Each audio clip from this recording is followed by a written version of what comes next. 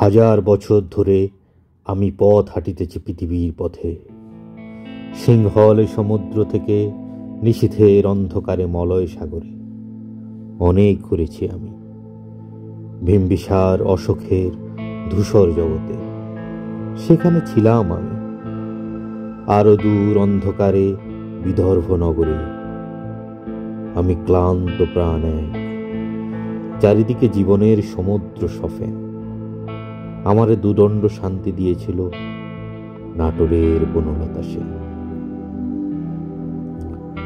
চুলতার কবেকার অন্ধকার বিদিশার নিশা, মুক্তার শ্রাবস্তির কারুকার্য। অতি দূর সমুদ্রের পর হাল ভেঙে যে নাবিক হারায়েছে দিশা। সবুজ ঘাসের দেশ যখন সে চোখে দেখে দারুচিনি দ্বীপের ভেতর, তেমনই দেখেছি তার অন্ধকার। বলেছে সে, এতদিন কোথায় ছিলেন? পাখির নীড়ের মতো চোখ তুলে নাটোরের বনলতা সে।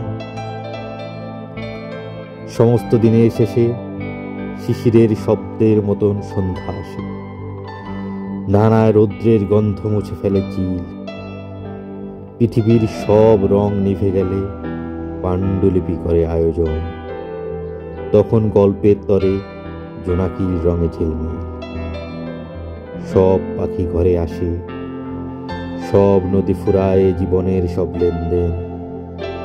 থাকে শুধু অন্ধকার, মুখোমুখি বসিবার বনলতা সে।